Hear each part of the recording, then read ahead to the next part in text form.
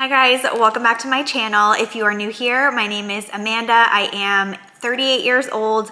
I have 2 kids, a 6-year-old son, Chase, and a 4-year-old daughter, Quinn, and I am a full-time working mom. I have your typical 9-to-5 job, but my job is 100% remote. I am a marketing manager for a professional engineering society. I have worked with this company for 11 years, which is just wild to me because I kind of went through all of the huge life changes while still having the same job. So I got engaged while I was at this company. I got married while I was at this company. I made a huge move from New Jersey out to Texas. While I was with this company, I had both of my kids while still at this company. So it's crazy that so much time has gone past, but at the same time, I have learned so much about how to juggle and balance my career and also being a mom and taking care of the family and making sure that my relationship with my husband is on track and I have personal relationships and I take care of myself. So today I am going to share with you guys my top 10 tips to manage my home, my family, and my career as a full-time working mom. So I wanted to quickly just start with something that I had read. I can't remember where, but the gist of it was that we all have the exact same amount of time in our day. And the important part is how you choose to spend that time. Are you maximizing your time, or are you spending your time, overthinking or doing tasks and activities that are not actually moving the needle, that might be frivolous? Are you fitting things into your day for yourself? Are you really in control of your day? And are you maximizing your time and really getting the most out of each and every day? And probably my number one tip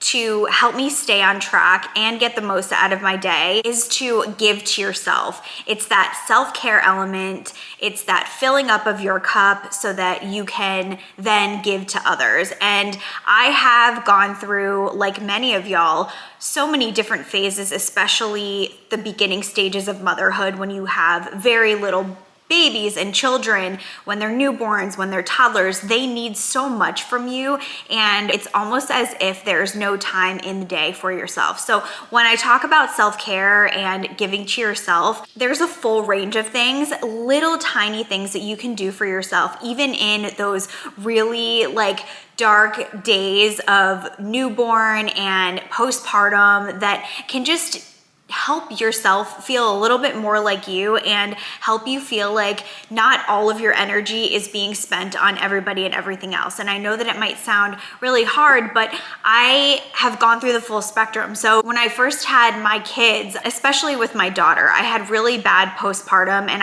my son was not even 2 years old yet. My kids are 21 months apart. So I really felt like I was in a deep hole. My body was not right.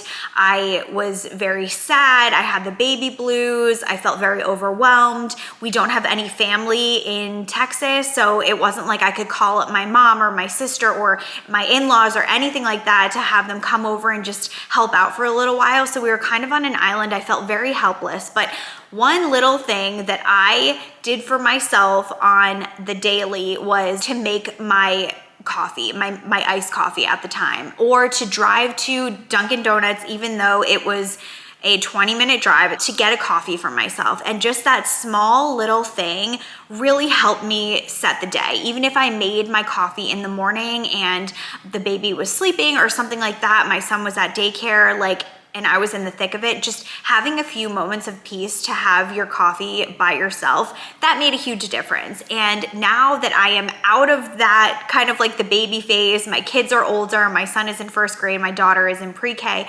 I have created a schedule for myself where I've carved in that self-care time. And I really think that as a working mom, you don't have a lot of time in the day. So the time of day that works the best for me is in the early morning. I have created a whole morning routine that kind of centers around filling up my cup first and feeling like I am doing something for myself before I need to give to everybody else. You can't give your all to others if your tank is empty. So I keep on trying to remind myself of that on the daily. And when I say give to yourself, I also don't mean a 17-step skincare routine. If that's something that you love to do, then find that thing and try to make time for it. It doesn't have to be every single day, but do it enough that you feel like your cup is being filled. It could be a nice warm bath. It could be going to your favorite coffee shop. It could be reading. It could be whatever you love to do. And that kind of leads me to my second tip, which is to wake up early. And I know that waking up at 5 in the morning can sound really daunting. And honestly, up until 3 or 4 years ago, I was the worst at getting up in the morning, and I still have tendencies where I like to sleep in. But I read the book Atomic Habits a few years ago, and it really just like set me on a mission to change bad habits, and one of them was sleeping in. This was when my kids were really young. My husband was also working from home. I think it was around the COVID era, so he was home and he could get up and help get the kids, ready for school and stuff like that. And I had a really bad habit of sleeping in, and I just felt very annoyed in the morning, very rushed, very anxious, very snappy because I didn't give myself enough time. So I read Atomic Habits. I decided I am going to start getting up early, and I fully committed to it. And it is not something that you snap your fingers and it happens overnight. It literally took me probably 6 months to get into a habit of at least getting up 3 days out of the work week between 5 and 5:30. That being said, now it is part of my normal morning routine, and I feel so good and so proud of myself every time I wake up early. And that's why I do it. So that I would encourage you, if you feel like you don't have a lot of time in your day, which I really don't, the morning is pretty much the only time that I can create time for myself, because once you're up and you get the kids to school or whatever you do, then you work your full day, and then you have to pick your kids up, and then they're home, and then it's dinner, and then it's the nighttime routine. There's not a lot of room once my kids get home from school or camp or whatever for me to have me time, aside from when they go to bed. And then I have about an hour and a half to watch TV, read, whatever. So I would encourage you, if you're struggling to find time, just try to get up a little bit earlier. Even if you're not doing anything, just having that extra time to put some makeup on, make yourself a coffee, sit and read for a little while. It makes a huge difference. It really sets the tone for me, at least in the morning. I feel so much more in control. I am on top of things. I'm not spiraling. I'm not as snappy, and I feel fulfilled when my kids get up. And I think that's a very important thing for me, is when I don't feel like I've given enough to myself and I'm immediately waking up and giving to others, it's just so stressful. It puts me in a terrible mood, and then I become very short with my kids, and the day kind of snowballs from there. And so I try my best to avoid those days at all costs. They happen every once in a while. I'm not perfect. I certainly am not getting up at 5 a.m. every single day, but just in general, my days go better when I wake up early. My next tip kind of goes along with waking up early, and it would be to get yourself moving. Get up early and start moving. And I love working out. It definitely helps my mental health way more than it helps my physical health. And it doesn't have to be a strenuous workout. I really love strength training. I've also just gotten into power Pilates, and I love that as well. But do something. It could be yoga. It could be taking a quick walk around the block. It could be walking on your treadmill. It could be walking up your stairs a few times, but just getting your body moving, getting that blood flowing, and it'll also start to release endorphins, and that makes you happy, and it sets you up for a really good day. I don't have a lot of time in my day, so the morning is really one of the only times that I have to actually work out. So that's when I do it, and I find that I am the most consistent when I work out in the morning. If I don't work out in the morning, it's usually not going to happen. So it helps me to make sure that I get those 4 workouts in a week and to stay on track. My next tip is extremely important, whether you are working in an office or whether you are working from home like me, and that is to get away from your computer and go outside and take a walk. I can't tell you how much this can help just reset your day if you're having a stressful morning. get up and take a walk around your block. It doesn't have to be a long walk. It doesn't have to be a hard walk. Get outside, breathe the fresh air, touch grass, and clear your head. And I see a huge difference in my overall performance, and my mood is lifted when I do this. So especially when the weather is nice, I like to just get outside and do a couple of 10-minute walks throughout the workday just to stand up, get the blood flowing, get that sunshine, the vitamin D, clear my mind. I usually listen to a podcast, but I also really enjoy just putting on like ocean waves and listening to nothing and kind of like just being in my thoughts. Or there's these walking meditations that sometimes I do where you just look around and you just become aware of your surroundings so that you're not just, everything is not just a blur. And you're like, oh, I didn't notice that there was a red fire hydrant over here, or this car, or how bright green the grass is, or whatever it is. It's just really good for the soul to get away from your computer screen and be outside, get fresh air, get that vitamin D, and just go for a walk. It's very healing. Okay, this next one is huge for me, and I am not the best at it. I am really working on it, and that is don't procrastinate. I am a procrastination queen. It is a terrible trait. I can't stand it, and it causes so much unneeded stress and anxiety. I procrastinate for literally everything in my life. And that's stuff with my kids, like making a doctor appointment, making a dentist appointment, signing papers, filling out forms. I do it with stuff that my husband asked me to do. And a lot of the times, actually, my husband is completely opposite than me. He does not procrastinate. He gets things done like immediately. He is on the ball, and I envy him because he's just so good at it. Like if I ask him to do something, it's done immediately. And like a few instances have happened where I'll have to have like enrollment forms done for school for one of them or both of them. And I'll take them home and I will literally sit on them for a week until they are due. A couple of the years, my husband was like, I'm just gonna fill them out. He fills them out the day of getting them and sends them back the next day.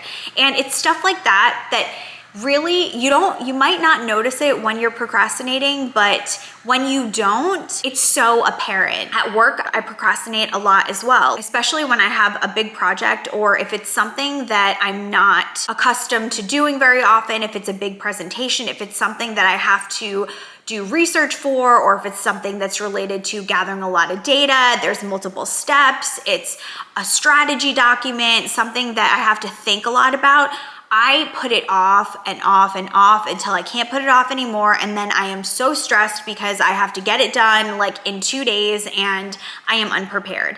And I hate that. I really hate that. So what I've been trying to do with work is to front load my hard big projects and get them done on Monday, Tuesday, and Wednesday, and then leave all of the little mindless, like tactical things for Thursday and Friday. So that way I feel like all of the big things are done and out of the way in the beginning of the week, and then I can kind of breathe a sigh on Wednesday evening when I shut down, and then Thursday and Friday are kind of just like wrapping things up, doing the, small administrative stuff maybe, and then I am good to go and planning for the next week. I'm also committing to not procrastinating with little things. Like if I get a paper that my kid needs to have signed, I am signing it right that day, that second, when I unpack the backpacks, putting it right back in the folder, and it's done. So that even though the paper isn't due for another week or two, I have it finished and I don't have to think about it. It's not taking up space in my mind, and I'm not freaking out as the days get closer. My next thing kind of ties into the last thing about procrastinating, but it is to focus on one task at a time. As a busy working mom, there's so much stuff coming at you, and I feel a lot of pressure at work, especially if I have big projects.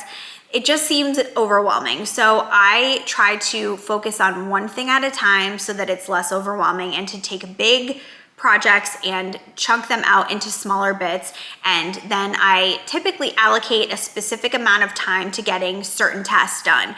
So I think I forget the name of this method. It might be like the 24-minute method or something like that. But anyway, there's a method out there that tells you to set a timer for like 24 minutes or something like that, and to just get as much done in that allotted time as you can. So if I have a big project at work that's stressing me out, I like to chunk it out. So if it's a PowerPoint presentation, like a strategy, a marketing strategy, instead of trying to sit down and just go through a million slides and try to knock it all out in one fell swoop, I will break it down into different parts and focus on certain things, and even break it down per day. So if I have this presentation, I will say I need to get slides 1 through 3 done on Monday, and then slides 3 through 6 done on Tuesday, and so on and so forth, so that it's not so huge and daunting, and I can actually focus and do a good job on the smaller pieces that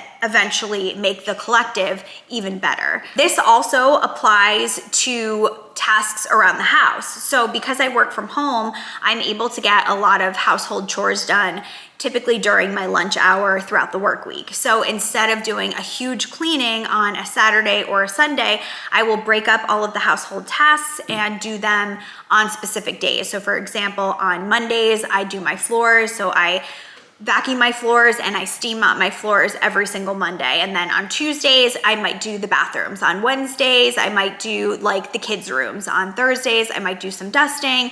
On Friday, whatever it is, I might clean out the car, and then I will typically try to get laundry folded throughout the week and get laundry done throughout the week. So just breaking big things up into smaller pieces really helps you to kind of manage all of the tasks and get them done efficiently and without overwhelming you. That leads me to my next tip. I just find that when I focus on getting things done, even if they're mindless things like cleaning and household chores, I just get momentum to keep on going. So the days that I perform the best at work and around the house are the days when I am constantly in motion, constantly doing stuff. I'm not taking breaks to sit on the couch and watch a show or take a break and sit on my phone and scroll. I am working, and then I will take a break from the screen to make my lunch. I'll take a break to vacuum my floors. I will go for a walk. Like, I feel like there's something about keeping in motion that brings that momentum and actually helps you to do more. I don't know if you've ever experienced this, but sometimes when I'm cleaning, I will finish a task and then I will want to keep going because it feels so good to get it done. So if I have just like quickly done a vacuum around my house, I will find things like dusting and be like, oh, I need to dust that, or oh, that hasn't been wiped down in quite some time. I will find other things to also clean, if that makes sense. So the next one is probably one of my favorites, and it is to develop routines with your kids. And this is kind of a selfish one because I love a routine. If you've seen my videos before, they all kind of seem the same because my routine stays the same, and it is the surefire way that I feel my best, that I'm the happiest, that my kids are the happiest, and that my whole family and household thrives. And so especially if you have younger kids that kind of need your help and need your guidance, I would highly recommend developing a morning routine and a nighttime routine that pretty much stays the same day to day. And the reason why I say this is because there is an expectation of what is to come next. And so I feel like it eliminates a lot of just like fighting and acting out and what are we doing next, and I want to stay up late, and all these other things. And I feel like it helps set healthy boundaries and also gives them consistency, which I think is really important. I know that I thrive on a routine. When I am off my routine, like say we go on a vacation or something like that, and my whole morning routine and my evening routine is disrupted, I am in shambles for like a full week after I come back because I'm just off. And I feel the same with my kids. You guys can go check out some of my morning and nighttime routines, but they know exactly what to expect. Like when school starts, they know that I'm gonna wake them up, they're gonna get up, they're gonna brush their teeth, they're gonna make their beds, they're gonna get dressed, they're gonna come downstairs, They're gonna turn the TV on, watch TV while I make breakfast for them. They're gonna eat their breakfast, and then we're gonna leave for school. There's no room in that routine for anything else. Like, they're not coming downstairs and trying to play with Play-Doh or with slime or anything like that. They know that they are not allowed to have the iPads throughout the week at all. So it's just building these habits that also can turn into chores. So now my kids are old enough where we give them $1 every day if they do their chores in the morning. It just helps them build character. It helps give them responsibility. It helps them to also have a good morning and to know what to expect. And for the most part, it works beautifully. Same for the nighttime routine. They know that, they're gonna come home from school, they're gonna have a snack, they can watch TV for a little while, they can play outside, they can play upstairs.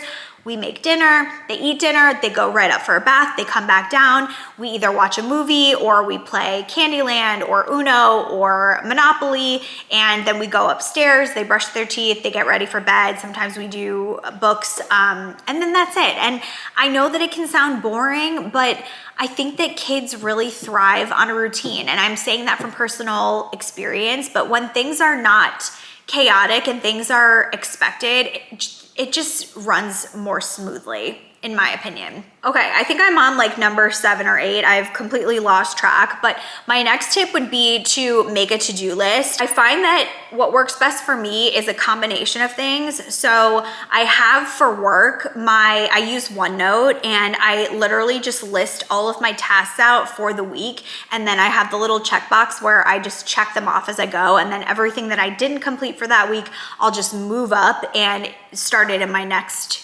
week's to-do list.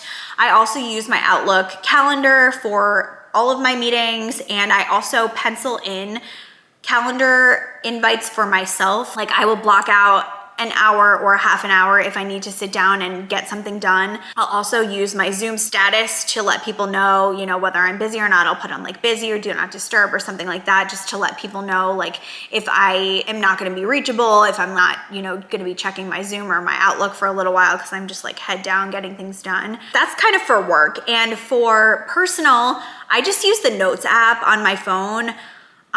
Calendar stuff and activities have kind of been difficult for me to keep track of, especially like since Chase started kindergarten last year. There's just so many different things to keep track of: what day he's supposed to wear what color shirt and what he needs to bring in, and when he has different activities, sports, and all of that. And so I actually got a calendar that I hang in my office, and I wrote down, everything that my kids were doing day to day, every single week. I also had Pete write stuff on there, but I found that I was very into that, and then I started forgetting to actually put them on the calendar. So then I reverted back to my phone, and I put everything in my phone calendar and also in my Notes app on my phone. So everything that I need to do around the house or for the kids or grocery shopping, I have a grocery list in my Notes app that I just like go and tick off every single week when I'm at the store.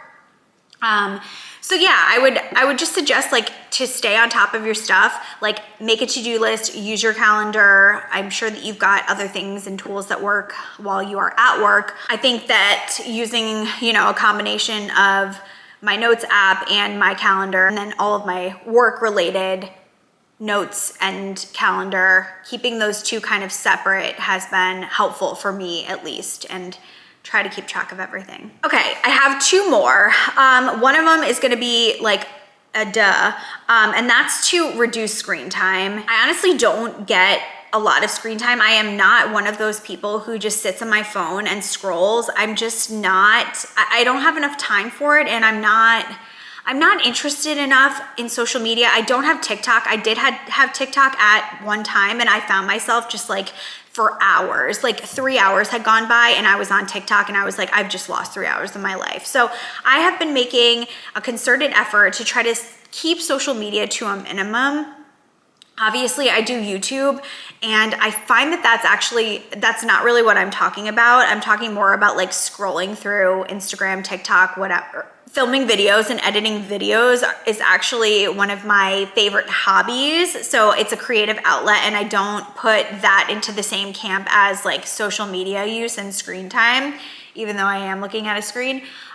But yeah, I just think it's healthy to be present, especially when my kids are home. I know there are those days where it's just like I need to tune everybody out and just sit on the couch and scroll my phone, and that definitely happens. But honestly, as a working mom, I don't get that much time alone at home with my kids. So when I am with them, I try to just put my phone down, be present, let them show me their little tricks, play games with them, watch movies with them, all of that kind of stuff. And I think it also is important to kind of limit the screen time with your kids as well.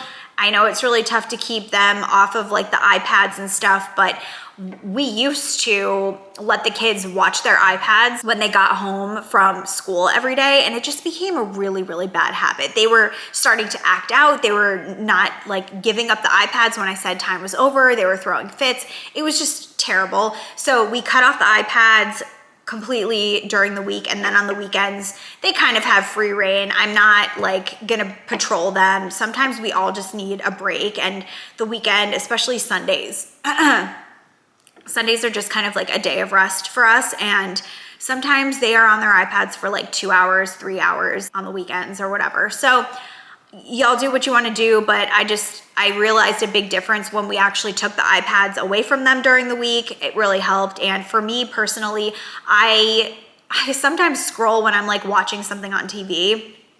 But for the most part, I'd rather be watching a show or reading my Kindle than actually being on social media and doom scrolling. Okay, and the last and final tip is to make sure that you are getting enough sleep. And I know that this is like another like duh one, but it will make a huge difference. I definitely need at least 7 hours of sleep every night, and I actually thrive more when I get 8 hours of sleep.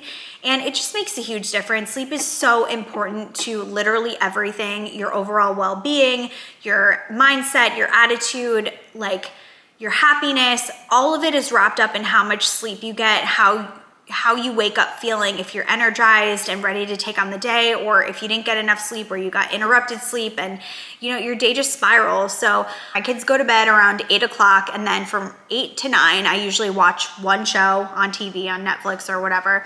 I will get in bed at 9 and I will read from 9 to 9:30, and then I will go to bed and I'm sleeping by like 9:45, 10 o'clock.